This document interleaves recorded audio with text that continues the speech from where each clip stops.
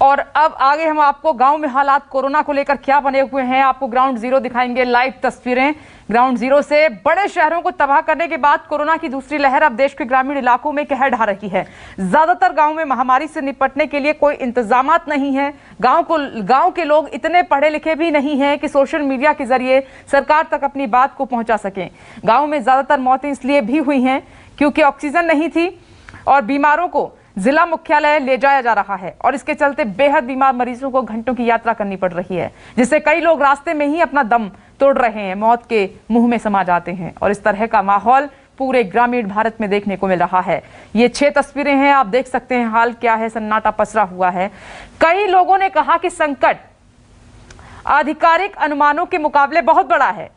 ग्रामीण अपने घरों को छोड़ने से डरते हैं, भले ही उन्हें बुखार हो, और स्थानीय अधिकारी वायरस से होने वाली मौतों को ठीक से रिकॉर्ड भी नहीं कर पा रहे हैं। तो कोरोना की दूसरी लहर से बिहार की बात कर रहे हैं हम कि बिहार बुरी तरह से प्रभावित है। लॉकडाउन ने थोड़ी राहत दी है, लेकिन गांव में रहने वाले लोग काफी परेशान हैं। ना कोई इलाज है वहां पर, ना कोई डॉक्टर है मौजूद। गांव में जो प्राथमिक स्वास्थ्य केंद्र हैं उनमें भी ताला लगा हुआ है। अब लोगों को समझ में नहीं आ रहा है कि जाएं तो जाएं कहां।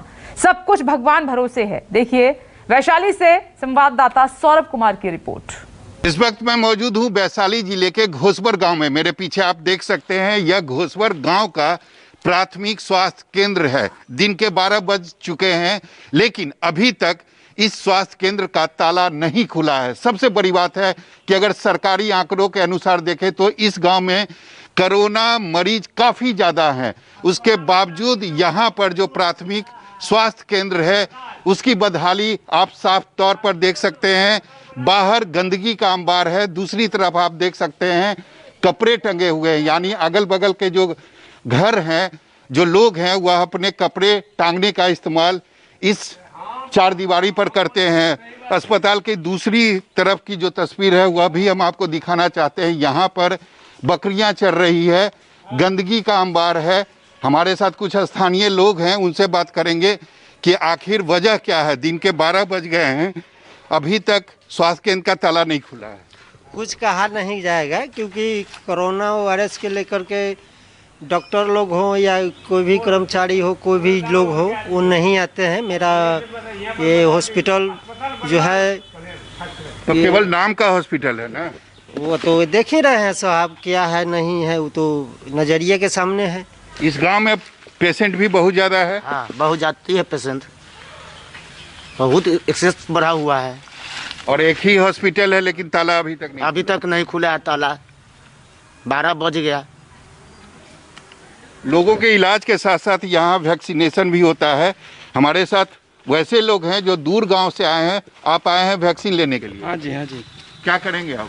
अब क्या करेंगे, लौट के जाएंगे यहाँ से। तो आपको लगता है कि इस कोरोना के समय ये स्थिति, सरकार दावा कर रही है कि स्वास्थ्य व्यवस्था काफ़ी अच्छी है? नहीं, अच्छी नहीं है। तो कैसे, क्या करेंगे आप लोग?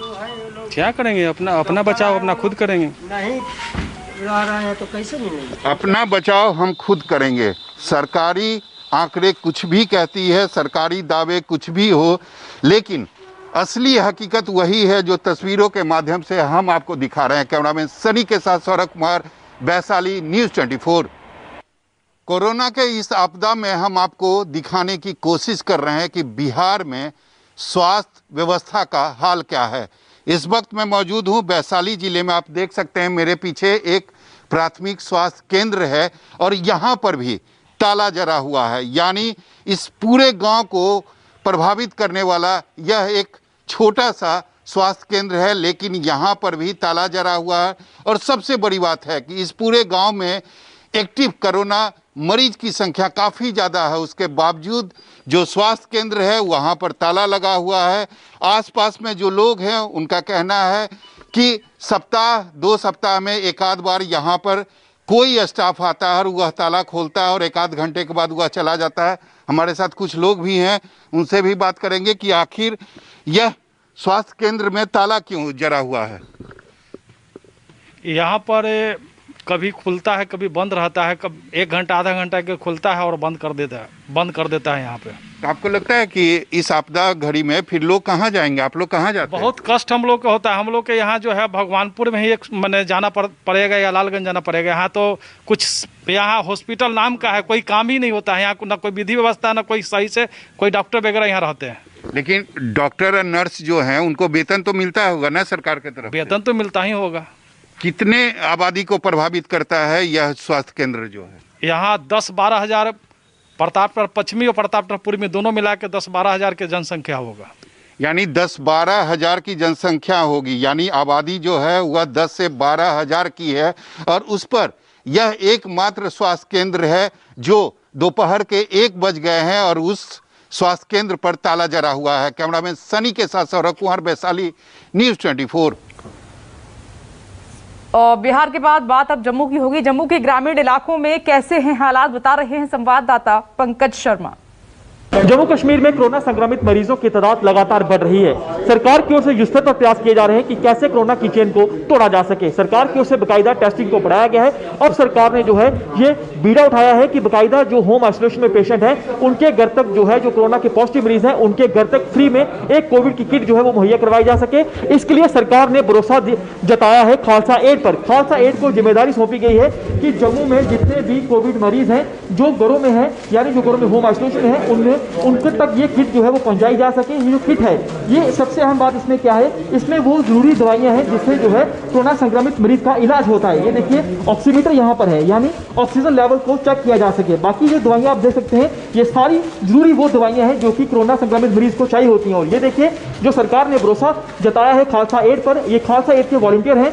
ये आप देखिए कि यहाँ पर उन किट को तैयार कर रहे हैं। बाकायदा एक बाइक जो स्क्वाड टीम है इनकी वो जाएगी, घर घर तक जाएगी, यानी जो कोरोना संक्रमित मरीज है उनके घर तक जाएंगे, उनके डोर पे जाएंगे और ये जो किट है कोरोना संक्रमित मरीजों को तक पहुंचाएंगे। और बाकायदा कैसे जो है कोरोना संक्रमित मरीजों को पता चले कि आपने कैसे इन दवाइयों का सेवन करना है, कैसे आपने इस ऑक्सीजन लेवल को अपना चेक करना है। बाकायदा ये पैम्पलेट जो है यहाँ पर ये भी बीच में डाले गए हैं कि किन बातों का आपने विशेष ध्यान रखना है। वो तमाम बातें जो कि कोरोना संक्रमित मरीज को ध्यान रखनी होती हैं, जो अटेंडेंट होते हैं यानी जो बाकी के घर में सदस्य होते हैं उनको किन बातों का विशेष ध्यान रखना है, उन सब बातें यहाँ पर लिखी हुई हैं। और ये देखिए भारी संख्या में यहाँ पर किट है। ये जो किट है ये फ्री ऑफ कॉस्ट जो है कोरोना संक्रमित मरीजों को दी जाएगी, कोई इसका पैसा नहीं लिया जाएगा। ये खालसा एड के यहाँ पर जो वॉलंटियर इनसे बातचीत करते हैं, सरकार ने यहाँ पर भरोसा जताया है कि आप लोग जो है कोरोना संक्रमित मरीज के घर तक जाएंगे और आप जो है किट फ्री में देंगे। कितनी बड़ी चुनौती आपके लिए है, क्योंकि आपने खुद भी बचना है और उन तक जो है ये सुरक्षित पहुंचानी भी है। ये कितनी बड़ी चुनौती आपके लिए है? सर प्रॉब्लम तो बहुत बड़ी है, ये छोटी नहीं है। आज आप देख रहे हो कि इतनी महामारी में हर इंसान खुद को सेफ करने की सोच रहा है, बट ये बहुत ज़रूरी चीज़ है जो हमें उन लोगों तक पहुंचानी है जिनको उनकी ज़रूरत है। तो हमें खालसा एड को हमेशा इस चीज़ के लिए तैयार रहती है।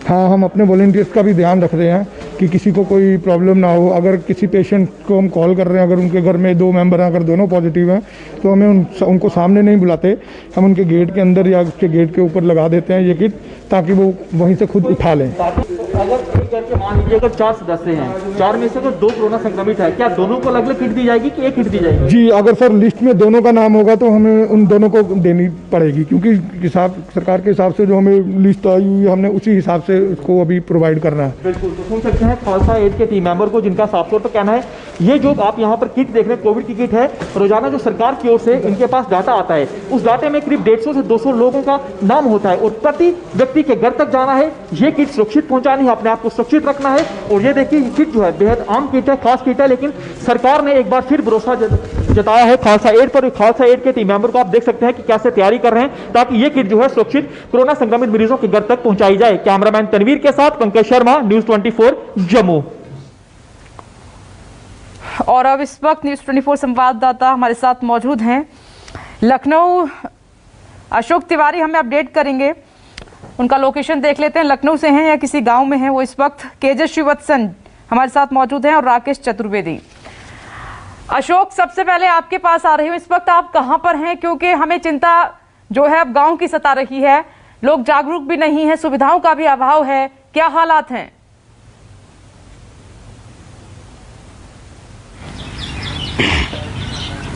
देखिए, बिल्कुल इस वक्त मैं राजधानी लखनऊ से तकरीबन 35 किलोमीटर दूर चंद्रावल नाम के एक गांव के पास मौजूद हूं और उसी चंद्रावल गांव में जो पीएचसी बनी हुई है यानी प्राथमिक स्वास्थ्य केंद्र, उसके ठीक बाहर में मौजूद हूं। अगर आप गांवों की बात कीजिए तो लगातार गांवों का इस वक्त हम लोग दौरा कर रहे हैं और गांवों में स्थिति बहुत ज्यादा अच्छी नहीं है।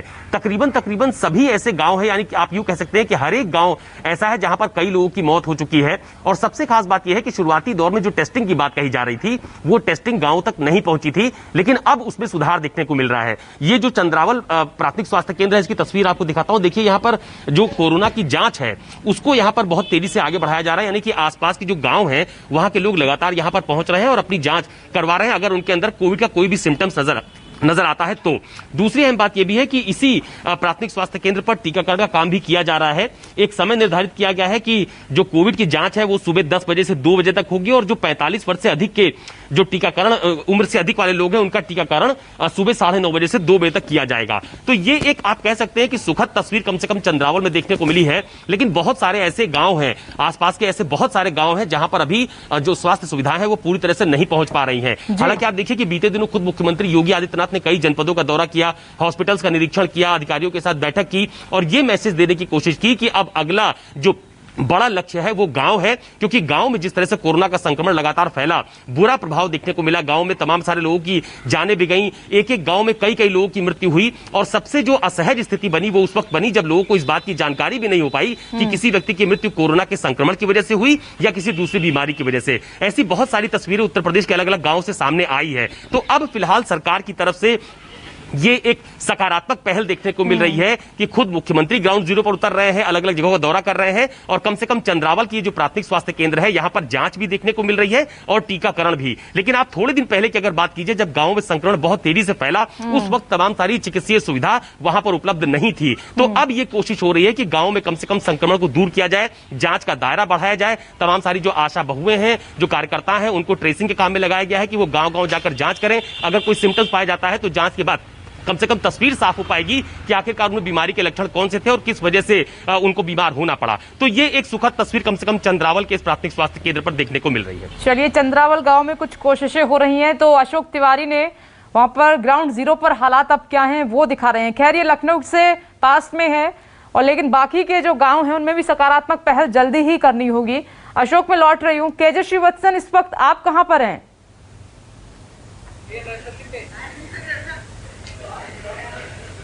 जी देखिए, मैं इस वक्त वाल्मीकि नगर में हूं और राजस्थान के पहले जनता क्लिनिक के पास मौजूद हूं। जनता क्लिनिक मतलब जो लोग शहर तक नहीं जा सकते, शहर के बड़े अस्पतालों में जाकर इलाज नहीं करवा सकते, उनके लिए सरकार ने हर विधानसभा क्षेत्र में इसी तरह का जनता क्लिनिक खोला है। लेकिन शायद इसे दुर्भाग्य कहा जाएगा, यहाँ न तो वैक्सीनेशन होती है न कोरोना की जांच होती है, क्योंकि सरकार ने कभी अनुमति ही नहीं दी। ऐसे में लोगों को शहर के बाहर जाकर जांच कराना पड़ता है। यहाँ अभी ताउते का असर भी नजर आ रहा है। दिन भर आज सुबह से ही बारिश हो रही है। जो यंग जनरेशन है यहाँ पर क्रिकेट खेलकर अपना वक्त गुजारा, हालांकि लॉकडाउन है। और ये मास्क कहाँ भाई?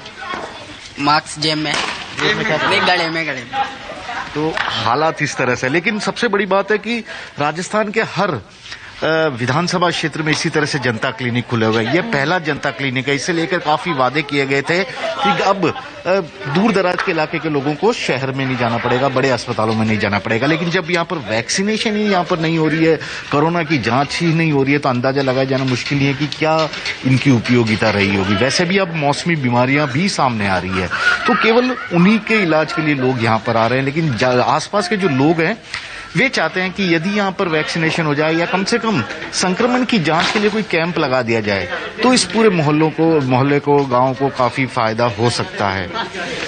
यही चिंता जाहिर प्रधानमंत्री नरेंद्र मोदी ने की है। जनता क्लिनिक बस नाम का है ये, और ऐसे ही नाम के पता नहीं कितने खुले होंगे। ये बहुत ही गंभीर मुद्दा है। केजे श्रीवत्सन, मैं आ रही हूँ आपके पास। राकेश चतुर्वेदी, मैं लौटूंगी आपके पास, लेकिन केजे श्रीवत्सन, सवाल यही है कि ये नाम के लिए क्यों? जो जिम्मेदार लोग हैं उनसे सवाल जवाब होंगे या नहीं होंगे?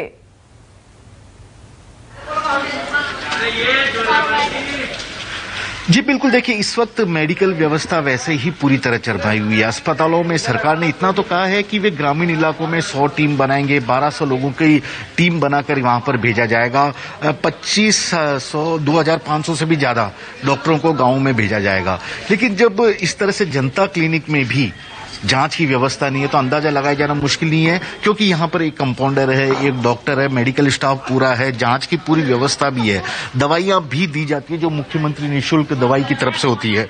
भाई साहब, आपके यहाँ क्या कोरोना की जांच होती है? नहीं सर। क्यों नहीं हो रही है यहाँ पर? वो क्या सर, यहाँ पे स्टाफ भी कम है। स्टाफ कम है इसलिए। कभी आज से पहले कोई जांच हुई है यहाँ पर कोरोना की, या वैक्सीन लगाया गया कभी? सर कोरोना की जांच हुई थी पहले। कब? 2-3 महीने के लिए। 2-3 महीने पहले एक आधी बार हो गई, बस यही है ना? अच्छा, तो ये है।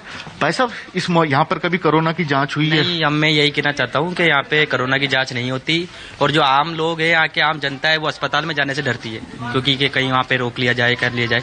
तो हमारी भी यही दरख्वास्त है कि यहाँ पे कोरोना की जाँच करवाई जाए लोगों की। और यहाँ पे कई बार आजकल कोरोना के डर से डॉक्टर भी नहीं आ रहे, ये कंपाउंडर ही दवाई दे देते हैं, इतना ही हो रहा है। तो लेकिन जब ये राजस्थान का पहला जनता क्लिनिक है, मुख्यमंत्री तक आके उद्घाटन किए थे, लेकिन ये बताओ कि उसके बाद वादे किए गए थे कि यहाँ आसपास के लोगों को फायदा मिलेगा क्या? कोरोना को लेकर कोरोना काल में कोई फायदा मिल रहा है क्या? कोरोना काल में तो अभी तक कोई फायदा नहीं। कोई कैंप कभी लगा? कैंप नहीं, कोई जांच नहीं, कोई वैक्सीन की कोई यहाँ पे बहुत बुरी स्थिति है, ये बहुत बुरी स्थिति है। सोचना चाहिए सरकारों को यहाँ पे।